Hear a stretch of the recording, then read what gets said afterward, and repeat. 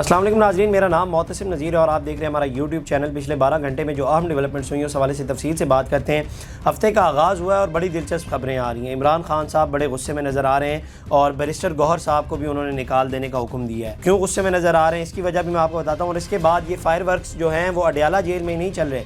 ये जो supreme court में खाली कुर्सी का तमाशा बनाया जा रहा है, अब ये तमाशा वर्ड मैंने क्यों यूज़ किया है इस हवाले से भी मैं आपको तफसील से बताता हूँ। लेकिन सबसे पहले आगाज़ करते हैं इमरान खान के हवाले से। वो बड़े शदीद गुस्से में नज़र आ रहे हैं और उन्होंने आज़म सवाती साहब की भी क्लास ली और बैरिस्टर गौहर साहब के हवाले से भी चंद एक अल्फाज कहें। मैंने जब ये एहतजाज ख़त्म हुआ था और जब ये मौखर किया गया था उसके बाद मैंने कहा था कि इसका एक बड़ा सॉलिड किस्म का रिएक्शन आएगा और वो रिएक्शन आया। खान साहब ने गुस्सा दिखाया। अब ये बात आप देखें कि जिस तरह से उस दिन कारकुनान निकले थे, जिस तरह से उनके ऊपर शेलिंग बरसाई गई थी, जिस तरह से उनकी गिरफ्तारियाँ की गई थी और उसके बाद अली अमीन गंडापुर यू टर्न लेके वापस चले गए, तो इसके बाद बड़े सवाल उठ रहे थे। इमरान खान साहब भी बड़े गुस्से में नजर आ रहे हैं। पार्टी रहनुमाओं से अडयाला जेल में वो गुफ्तगू कर रहे थे और दौरान गुफ्तगू उनसे सवाल किया गया कि एहतजाज मौखर करने का फैसला किसका था, जिस पर आज़म सवाती ने उन्हें बताया कि चेयरमैन पीटीआई बैरिस्टर गौहर ने एहतजाज मौखर करने की कॉल दी थी। आज़म सवाती ने इस मामले पर इमरान खान को ब्रीफिंग देते हुए बताया कि हमारा एहतजाज बड़ा ज़बरदस्त था। जो वकला ने एहतजाज किया था और जो दूसरा एहतजाज था उस हवाले से उन्होंने कहा, इमरान खान साहब ने कहा कि जी मैंने देखा है जो आपने बहुत बड़ा एहतजाज किया वकला वाला, और ये मैंने उस वक्त भी बताया था जो फ्राइडे को वकला ने एहतजाज किया था। इस हवाले से बड़े जर्नलिस्ट हैं, उन्होंने कहा था कि जी जिस तरह से पीटीआई पावर शो करने में मानी जाती है उस तरह से ये लोग इकट्ठे नहीं कर पाए और इससे बेहतर था कि ये करते ही ना। उसके बाद हमने सैटरडे को भी देखा कि कारकुनान भारी तादाद में निकले लेकिन अली अमीन गंडापुर यू टर्न लेके वापस चले गए। मैं पहले भी कहता हूँ कि या उनकी किस्मत ख़राब है या उनकी घड़ी ख़राब है, कोई ना कोई चीज़ ख़राब है जिस वजह से वो अक्सर वापस चले जाते हैं और टाइमिंग्स मैच नहीं हो पाती। उसके बाद जनाब उन्होंने कहा कि जी आज़म सवाती का जवाब सुनकर इमरान खान ने बरहमी का इजहार किया और हुक्म दिया कि बैरिस्टर गौहर बुज़दिल आदमी है, उसे फारिग करें। दौरान ब्रीफिंग इमरान खान ने आज़म सवाती पर भी बरहमी का इजहार किया, उन पर भी गुस्सा किया और उनसे पूछा कि आप यहाँ पर सफाइयाँ देने के लिए भेजा गया आपको, मतलब आप यहाँ पर उनकी सफाइयाँ पेश करने के लिए हमारे पास आए। आज़म सवाती के ऊपर भी उन्होंने बड़ा गुस्सा किया और बड़ा शदीद बरहमी का इजहार किया। उसके बाद बानी चेयरमैन पीटीआई ने पार्टी रहनुमाओं को हिदायत की कि अगले जुम्मे को डी चौक पर एहतजाज की कॉल दें, जो मर्जी हो जाए, चाहे 2 दिन लगे, हर सूरत डी चौक पहुंचना है। इमरान खान ने कहा कि अली अमीन गंडापुर लियाकत बाग पहुंच जाता तो बड़ा लीडर बन जाता। मेरे और अवाम के दरमियान कोई गलत फहमी नहीं है, अवाम फैसला कर चुकी है, क़यादत अपना फैसला करे। अब अली अमीन गंडापुर के ऊपर भी उन्होंने कहा कि जी अगर वो पहुंच जाते, और ये हम शुरू से कहते आ रहे हैं कि जो वो पीछे हट जाते हैं, जैसे लाहौर वाले जलसे में वो पीछे हट गए, रिंग रोड पर ही वो खिताब करके वापस चले गए और उसके बाद जो ये पिंडी वाला एहतजाज था उस पर भी वो यू टर्न लेके वापस चले गए, तो ज़ाहिर बात है बड़े सवालात उठ रहे हैं। और ये भी कहा जा रहा था कि जी ये एस्टेब्लिशमेंट की जानिब से भी खेल रहे हैं और इधर से भी खेल रहे हैं, मतलब विकेट की दोनों जानिब से खेल रहे हैं। और इसके बाद अब इमरान खान साहब ने भी कहा कि अगर वो पिंडी पहुंच जाते तो शायद वो एक बड़े लीडर बन जाते। और इसके बाद जो बैरिस्टर गौहर साहब को हटाने की बातें हो रही है, बैरिस्टर गौहर साहब एक बड़े सॉफ्ट स्पोकन पर्सन है, मतलब वो इस तरह से गालम गलोच नहीं करते और इतनी सख्त तकरीरें नहीं करते। और आप अगर इसी तरह से उखाड़ बिछाड़ करेंगे, जिस तरह से माजी में हमने देखा रऊफ हसन साहब को उनके ओहदे से हटा दिया गया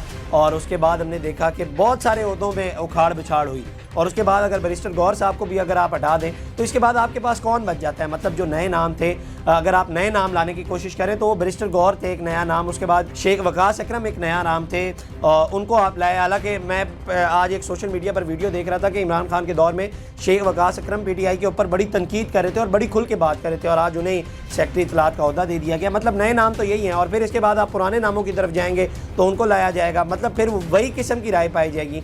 अगर बैरिस्टर गौहर को फारिग करते हैं तो फिर नए नाम तो यही हैं जो मैंने अभी आपके सामने लिए।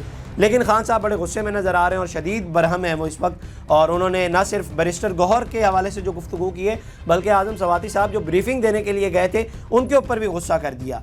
अब उनका गुस्सा किसी हद तक जायज़ भी है, जिस तरह से अगर कारकुनान को आप निकालते हैं और फिर आप उनकी उम्मीदों पर पूरा नहीं उतरते तो इसी तरह से जो सॉलिड रिएक्शन है वो आना है। अब अली अमीन गंडापुर 1 नहीं 2 नहीं 3 बार, 1 बार लेट पहुँचे और 2 बार वो पहुँचे नहीं उस मुकाम पर, तो इसी तरह से रिएक्शन आना था। अब ये जो डर और बुज़दिल की बातें हो रही है, अब वहाँ पर दिलेर कौन है?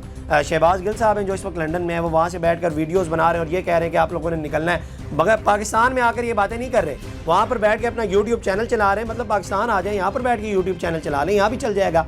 वहाँ पर दिलेर लीडर मैं जो कह रहा हूँ, जो वहाँ पर बैठे हुए हैं वो ये कह रहे हैं कि जी अब आवाम निकली हुई है, लोग निकले हुए, अली अमीन गंडापुर पहुँच रहा है, अटक का पुल क्रॉस कर लिया, और उसके बाद वही ट्वीट करके कह रहे हैं कि कुछ लोग जो हैं जो एस्टेब्लिशमेंट की बात सुनते हैं और वो पीछे हट जाते हैं। मतलब यही दिलेर लीडर आपके पास बचे हैं। उसके बाद में आज एक सोशल मीडिया पर बड़ी वीडियो वायरल हुई है, रोशन बीबी नामी खातून है, 85 साल उनकी उम्र है और वो पीटीआई के एहतजाज में आई हुई थी और उनको भी गिरफ्तार कर लिया गया। फॉर गॉड सेक यार, उनकी उम्र देखें, ان کے اوپر انسداد دہشت گردی کا پرچہ بنا دیا گیا. مطلب ان کی عمر دیکھیں, ان کی عمر سے لگتا ہے کہ انہوں نے کچھ ایسی حرکت کی ہوگی. مطلب آپ ایکشن لیں, جو قانون نافذ کرنے والے ادارے ہیں وہ ایکشن لیں, وہ ان کے خلاف لیں جو یہ سارے تصادم بنا رہے ہیں, جو یہ سارا کچھ کر رہے ہیں, ان کے خلاف ایکشن کریں. وہ 85 سال ان کی عمر ہے, آپ ان کو گرفتار کر کے لے گئے.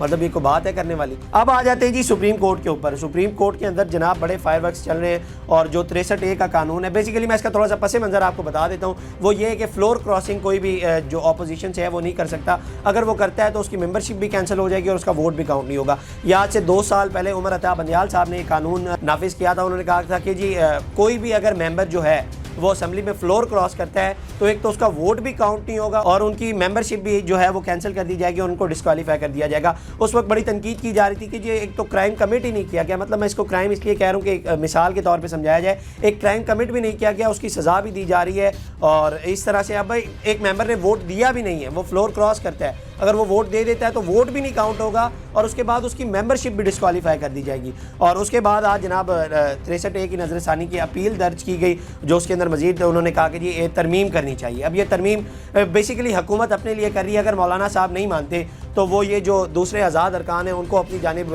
کھینچ کر جو اپنے نمبرز ہیں وہ پورے کر سکیں. اب یہ کرا جا رہا ہے. اب اس کے جو نا لیگل جو اس کا ایک سینیریو وہ میں پہلے آپ کو سمجھا دیتا ہوں. اس کے لیے ایک بینچ بنایا گیا جس کے اندر جسٹس منیب اختر بھی شامل تھے. اس سے پہلے وہ ججز کی جو کمیٹی تھی اس کے اندر سے جسٹس منیب اختر کو نکال دیا گیا تھا. اس کے بعد وہ 11 سوالات بھی بھیجے گئے اور تمام تر چیزیں ہوئی جس طرح سے کلیشز چل رہے ہیں. اب آج جناب اس کی سماعت ہونی تھی اور جسٹس منیب اختر نے بیٹھنے سے انکار کر دیا. اب بہت سارے سوال اٹھ رہے تھے. اب انکمپلیٹ بینچ تو بیٹھ نہیں سکتا لیکن بینچ بیٹھا. اس کے بعد جسٹس منیب اختر نے ایک خط لکھا. اس خط میں انہوں نے کیا کہا پہلے وہ میں آپ کو بتاتا ہوں, اس کے بعد تھوڑی سی بات کرتے ہیں. انہوں نے کہا کہ جی پریکٹس اینڈ پروسیجر کمیٹی نے یہ بینچ تشکیل دیا ہے, کمیٹی کے تشکیل کرتا بینچ کا حصہ نہیں بن سکتا. انہوں نے لکھا کہ بینچ میں بیٹھنے سے انکار نہیں کر رہا, بینچ میں شامل نہ ہونے کا غلط مطلب نہ لیا جائے اور میرے خط کو نظر ثانی کیس ریکارڈ کا حصہ بنایا جائے. اب انہوں نے یہ بھی کہا ہے کہ جی میں انکار بھی نہیں کر رہا لیکن میں بیٹھنا بھی نہیں چاہتا. اب بہت سارے سوال اٹھ رہے ہیں اور کہا یہ جا رہا ہے کہ جی اگر وہ بینچ میں نہیں بیٹھتے تو انکمپلیٹ بینچ بیٹھ کر فیصلہ کر سکتا ہے یا نہیں, لیکن بینچ تو بیٹھ گیا. اچھا جی اب اس خط کے بعد چیف جسٹس پاکستان کیا جسٹس منیب اختر کو بینچ کا حصہ بناتے ہیں یا نہیں, یہ ایک بہت بڑا سوال ہے. لیکن عام طور پہ اگر دیکھا جائے جب عمر عطا بندیال کے دور میں یہ فیصلہ آیا تھا تو اس کے آتھر جو تھے وہ جسٹس منیب اختر تھے. انٹل اور انلیس اگر عام طور پہ اگر دیکھا جائے تو اگر وہ جج بیمار یا چھٹیوں پر ہو اس وجوہات کے بنا پر کوئی اور جج شامل ہو سکتا ہے, لیکن اگر وہ موجود ہو تو وہ جو آتھر ہوتا ہے اس کو اس بینچ کا حصہ بنانا ضروری ہوتا ہے اگر دوبارہ اپیل کی سماعت ہوتی ہے. تو اب دیکھتے ہیں چیف جسٹس پاکستان جسٹس منیب اختر کو شامل کرتے ہیں یا نہیں. لیکن عام طور پہ جو تاثر پایا جا رہا ہے, جو رپورٹنگ کرتے ہیں کورٹ بیٹ کی, وہ یہ کہہ رہے ہیں کہ جی آپ اگلے 24 گھنٹے کے اندر دیکھیں گے کہ جج ریپلیس ہو جائے گا. اب دیکھتے ہیں کیا ہوتا ہے. لیکن اب یہ ہو گیا ایک لیگل اینگل. اب ایک اس کا جو پولیٹیکل اینگل ہے اس کی طرف آ جاتے ہیں. اب حکومت جو چاہتی ہے وہ 63A کی اگر ترمیم ہوتی ہے تو اس کے بعد جو وہ ووٹ کاؤنٹ ہوگا لیکن ممبرشپ ڈسکوالیفائی پھر بھی ہوگی. اب اگر ہوتا ہے تو 40 سے جو 41 جو کارکنان ہیں پی ٹی آئی کے, ان کے وہ آزاد ہیں. سپریم کورٹ نے کہا ہے کہ جی ہمیں ابھی تک سمجھ نہیں آ رہی, اتنا اردو اور انگلش میں فیصلہ دیا گیا لیکن ہمیں سمجھ نہیں آ رہی. انہوں نے دوبارہ رخ کیا ہے لیکن ابھی تک انہیں آزاد ہی کنسیڈر کیا جا رہا ہے. تو اگر مولانا صاحب نہیں مانتے تو حکومت کے پاس ایک مارجن ہوگا کہ وہ جو 40 سے 41 بندے ہیں وہ ان کو منانے کی کوشش کریں گے. اگر وہ مان جاتے تو ان کا ووٹ کاؤنٹ ہوگا, ممبرشپ ان کی ڈسکوالیفائی ہو جائے گی. اس کے بعد ان کے پاس ایک مارجن ہوگا کہ آپ دوبارہ الیکشن لڑ لیں اور دوبارہ آ جائیں. لیکن حکومت کے پاس ظاہری بات ہے ایڈجسٹ کرنے کا بڑا مارجن ہوتا ہے اور وہ ایڈجسٹ کر لیتی ہے. اب دیکھتے ہیں اس کے اندر کیا ڈیولپمنٹ ہوتی ہے. لیکن چیف جسٹس یہ فیصلہ بہت جلد کریں گے. یہ آج کرتے ہیں یا کل اس کے اوپر دیکھا جائے گا. لیکن اگر بات کی جائے اکتوبر کا آغاز ہو چکا ہے تو 25 دن رہ گئے ہیں اور اگر جو آئینی ترمیم بل لانا ہے اور آئینی عدالت بنانی ہے تو اس کے لیے یہ فیصلہ کرنا پڑے گا, نمبرز پورے کرنے پڑیں گے. تو چیف جسٹس کا فیصلہ جلد سے جلد کریں گے. دیکھتے ہیں اس کے اندر کیا ڈیولپمنٹ ہوتی ہے. اچھا جی اس کے بعد ایک بڑی ڈیولپمنٹ ہوئی ہے. جو نئے DGISI جنرل عاصم ملک صاحب ہیں انہوں نے باقاعدہ طور پر اپنا عہدہ سنبھال لیا ہے اور جو لیفٹیننٹ جنرل ندیم انجم تھے ان کا دور اب ختم ہو چکا ہے. اب جنرل ندیم انجم کے دور کے حوالے سے اگر بات کی جائے تو وہ بڑا کنٹروورسیز کے اندر گزرا ہے. مطلب جس طرح سے الیکشنز ہوئے, جس طرح سے اسمبلیوں کی فارمولیشن کی گئی, جس طرح سے فارم 45 47 کا مسئلہ بنا رہا, تو یہ تاریخ کے اندر بڑا کنٹروورسی والا دور رہے گا. اب دیکھتے ہیں جنرل عاصم ملک صاحب آئیں, نئے DGISI ہیں, کیا وہ ان کے نقشے قدم پر چلتے ہیں یا اپنا کوئی لائے عمل لائیں گے. لیکن کہا یہ جا رہا ہے کہ چند دنوں کے اندر وہ صحافیوں سے ملاقات کریں گے اور اپنا ایک لائے عمل بتائیں گے اور گفتگو کریں گے ان کے ساتھ تھوڑی دیر کے لیے. اور اس کے بعد کہا یہ جا رہا ہے کہ تبدیلیاں بھی بڑی کی جائیں گی. جو اسٹرکچر جو ہے وہ اپنے طریقے سے چلائیں گے. وہ نئے DGISI بنے تو وہ اپنے طریقے سے ایک اسٹرکچر بنائیں گے اور اس کو چلائیں گے. اور اس کے بعد اب جی 2 بڑی فیک نیوز سرکولیٹ کر رہی ہیں سوشل میڈیا کے اوپر.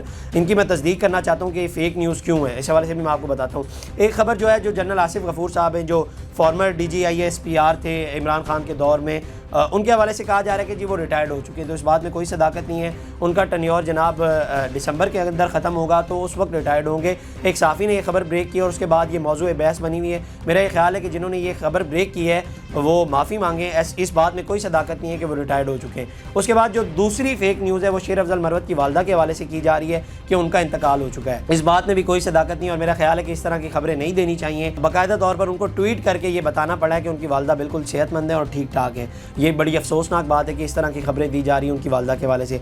उसके बाद आगे आ जाते हैं जी, इंतज़ार मंजूता साहब ने एक ट्वीट किया। उन्होंने ट्वीट में क्या कहा है वो मैं पहले आपको बताता हूँ। उन्होंने कहा कि जी इमरान खान की बीवी को बेपर्दा करके बालों की तलाशी लिए जाना एक इंतहाई घटिया अमल है।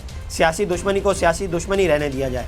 इमरान खान का मुकाबला इंतहाई घटिया ज़हनियत के लोगों से है जिनका सारा जोर औरतों और बच्चों पर जुल्म करना है। इमरान खान से लड़ना है तो सियासी मैदान में लड़ाई करें, घर की औरतों को बेजा तंग करके आप अपनी तरबियत बता रहे हैं। अब इस हवाले से उन्होंने बताया है कि बुशरा बीबी की किस तरह से तलाशी ली गई और उन्होंने कहा कि ये बाकायदा तौर पर घटिया अमल है और अगर इस तरह से किया गया तो हम भी इसको कंडेम करते हैं, इस तरह से नहीं करना चाहिए था। खैर इसके अंदर देखते हैं मज़ीद क्या डेवलपमेंट्स होती हैं। आज की जो खबरें थी वो आपके सामने रखी, आपकी क्या राय कमेंट सेक्शन में ज़रूर बताइएगा और अगर हमारी कोई गलती हो तो हमें लाजमी बताया करें ताकि हम उसकी तौसीह कर सकें। अब तक के लिए इतना, अपने मेज़बान को दीजिए इजाज़त। अल्लाह निगहबान। इस तरह की और वीडियोस देखने के लिए सब्सक्राइब कीजिए हमारा चैनल और देखते रहिए PSPKG न्यूज़।